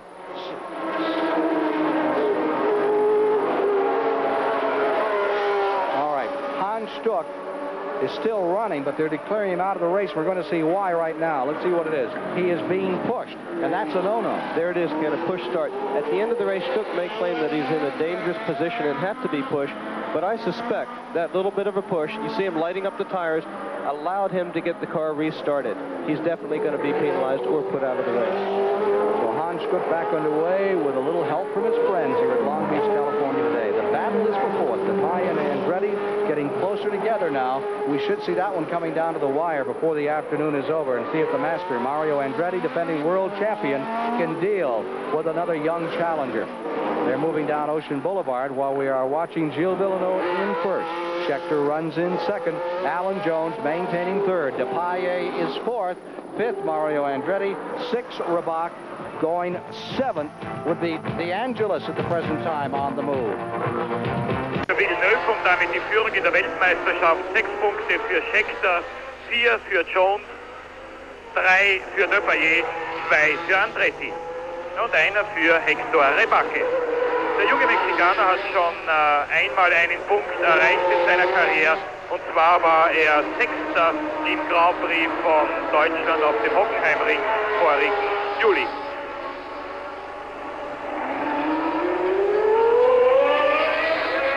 Rebacke wäre eigentlich genauso wenig wie Daly für den heutigen Grand Prix qualifiziert gewesen, ist aber aufgrund der 2 frei gewordenen Plätze durch den Renault-Rücktritt ins Rennen gekommen. Rebacke hatte die 25. Trainingszeit gefahren und Daly die 26. und schlechteste.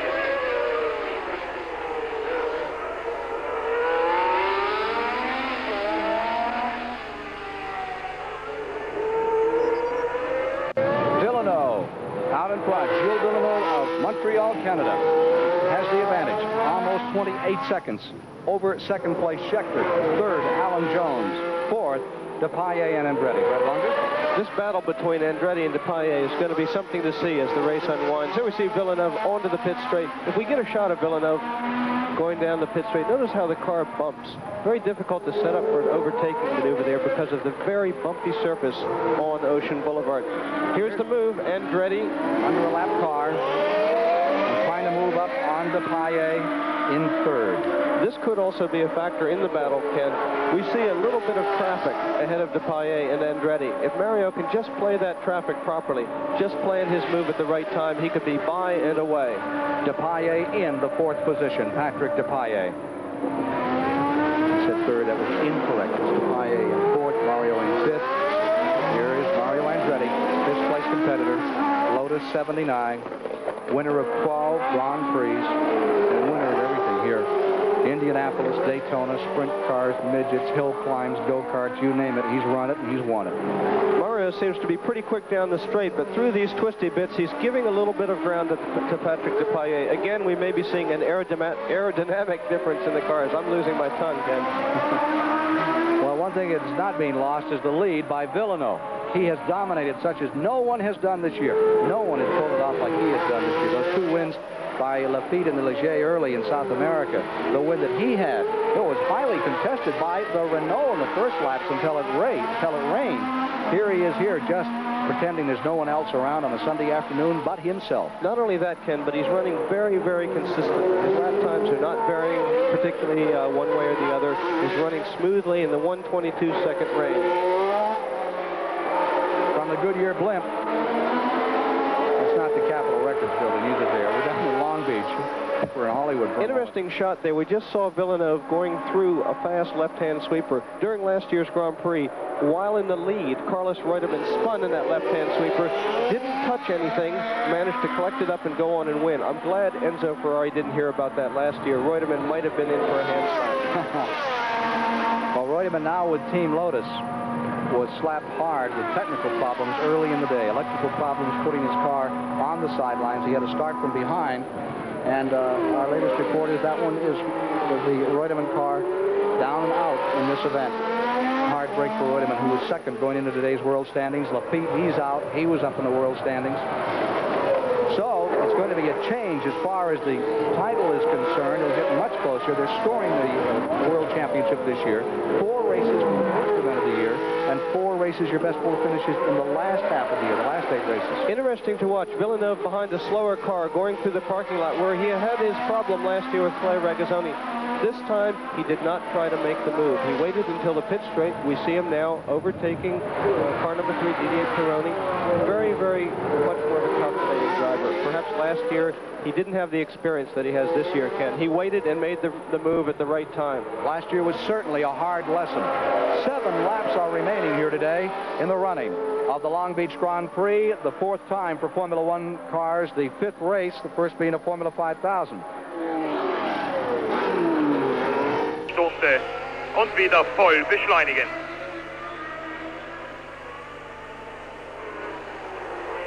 Die schnellsten Runden fährt im Augenblick der an 7. Stelle liegende Jean-Pierre Jarier, nachdem der Tyrrell-Fahrer an den Boxen war. In den Punkterängen keine Veränderung. Erster Villeneuve Ferrari, zweiter Scheckter Ferrari, dritter Jones Williams, vierter Depailler Ligier, fünfter Andretti Lotus und sechster Rebacke mit dem privaten Lotus. Dahinter 7. Jarier, 8. De Angelis, 9. Pironi und 10. Piquet. 11. dann Daly, 12. Watson, 13. der deutsche Jochen Maas.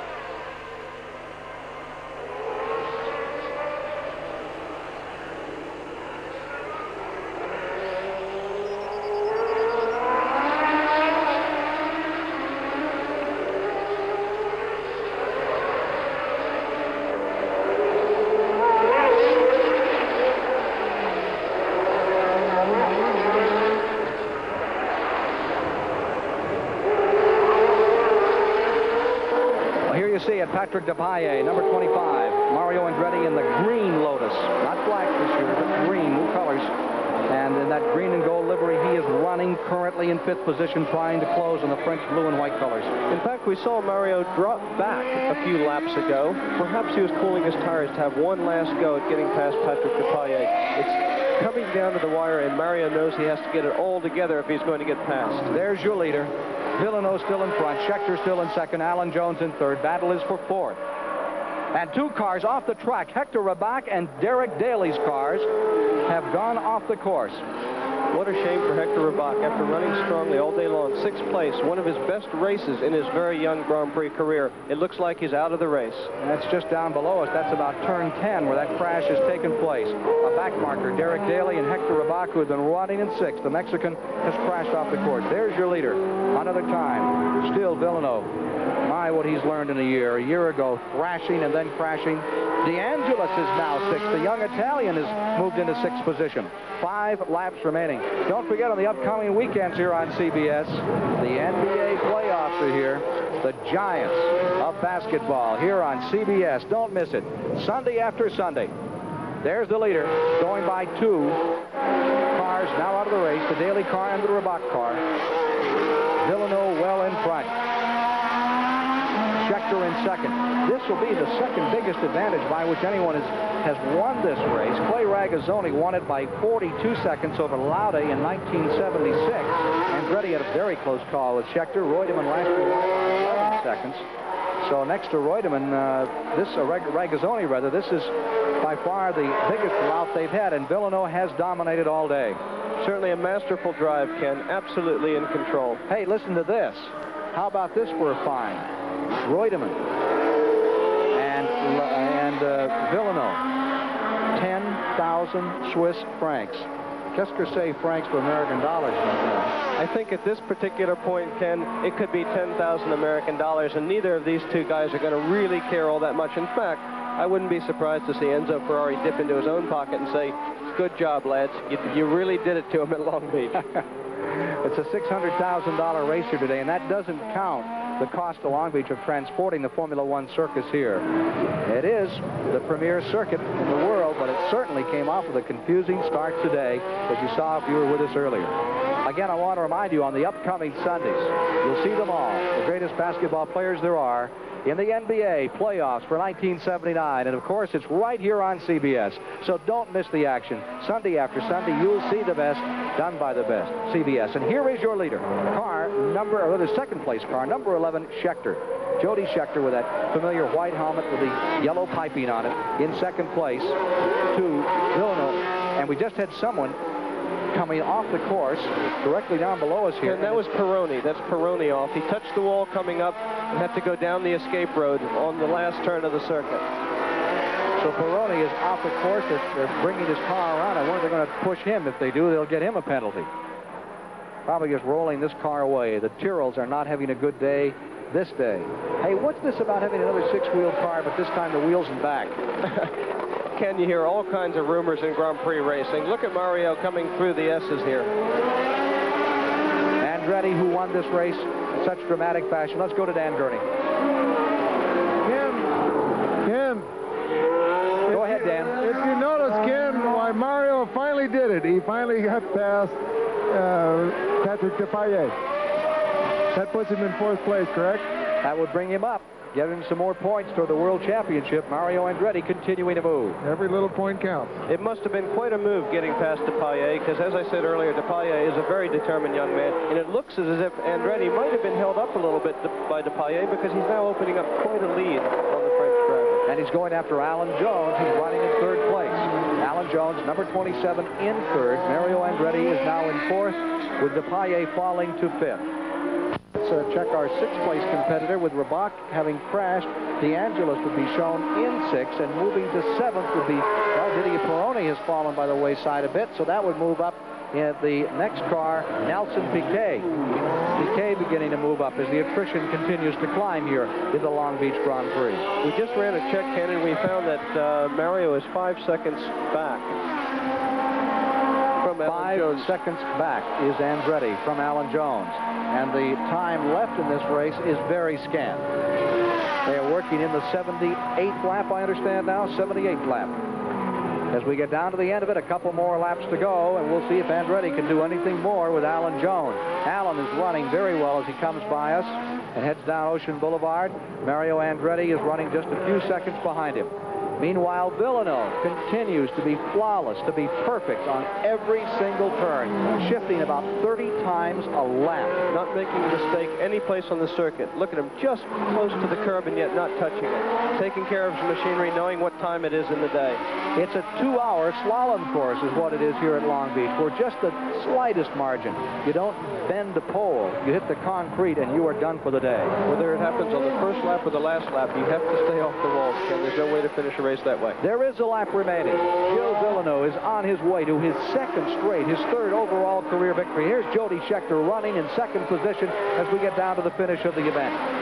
That wing still cocked up there on the right side on Schechter's car, which has been that way since the second hairpin turn of this race. In fact, it doesn't seem to have made that much of a difference to Jody. He's running a strong race, and he's not being threatened by anyone at this time.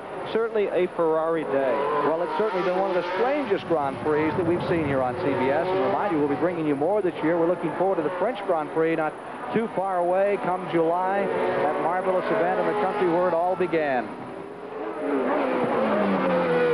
Lead automobile. Villeneuve, let's go to Dan Gurney. Dan? Jill just made it by. He put it in a nice, easy, lazy sprint car. Skid around the hairpin here, and there he goes towards the checker. Still looking beautiful. Well, it's marvelous to see a young driver performing so very well. The skills are all there, and you're going to hear so much more about this young man from Canada. Here he is moving up on the back marker at the end, one of the shadow cars, as he comes down onto Ocean Boulevard for the final time. And Canada's anthem will be heard today. This will be the final lap. I think he gave it to you one early. Here he is under a lapped automobile. And yet even there, Ken, he didn't push DeAngelis too soon. He waited until he had a good, clean shot to get by, made his move in a very intelligent manner. That's the Gilles Villeneuve we're seeing today. All right, this then would be the final lap. Final lap is being recorded right now on Villeneuve, car number 12, into the hairpin. We'll see what he does as he gets down through. We'll go to Dan Gurney. In this last lap for Gilles Villeneuve. Had the hopes of the Canadians all build up about a lap early on this. Here he comes back, probably 150, 160 this time. At least 170 by the time he reaches the end of the straight, Ken. Okay, Daniel. There he comes, last time into the Queen's hairpin. He's not a bit slower. He's demonstrating his mastery of the course today. He has plenty of confidence in his skill, and he's young enough to show it. He's not being conservative even yet. Just great. Here he is up in the final part of the course, heading to the parking lot. Not stopping to put a nickel in any meter, just whipping right through there. Up the hill, turns onto Ocean Boulevard. Kicks the back end up, gives a little sachet as he comes down, and there's your checkers. He's enjoying himself today, Ken. A likable young man from Canada has won the Long Beach Grand Prix, event number 4 in the World Series. On to Spain. He's now won 2 in a row, and he really moves up in the standings. And we'll be back with an interview with the winner here at Long Beach, California, Gilles Villeneuve, in just a matter of moments. Heute hat gewonnen und damit die Führung in der Weltmeisterschaft an sich gerissen.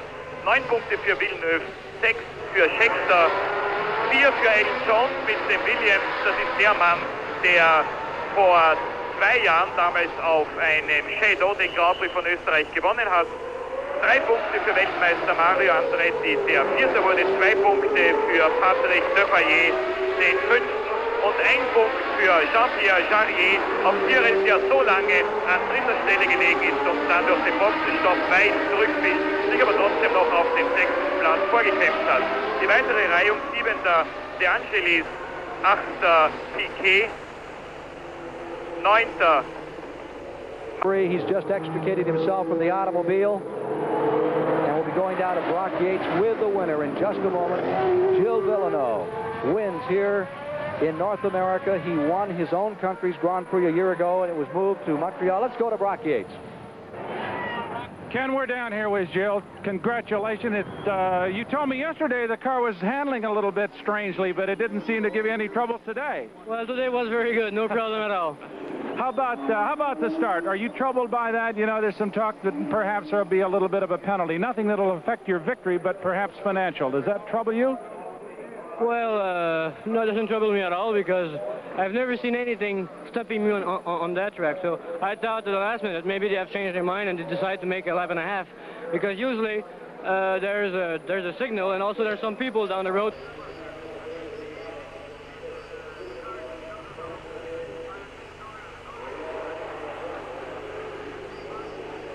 Gilles Villeneuve hat keine Angst vor irgendeiner Bestrafung, er ist sich nicht der geringsten Schuld bewusst. Er sagt, ich habe das getan, was mich die Leute geheißen haben und das getan, wozu man mich angehalten hat. Meine Damen und Herren, Gilles Villeneuve auf Ferrari gewinnt den Grand Prix von Amerika in Long Beach. Ein Rennen, das für Niki Lauda nur ein paar Sekunden gedauert hat. Er ist kurz nach dem Start mit dem Franzosen Patrick Tambay kollidiert und bereits auf dem Heimflug nach Hause. Villeneuve, neuer Führender in der Automobil-Weltmeisterschaft.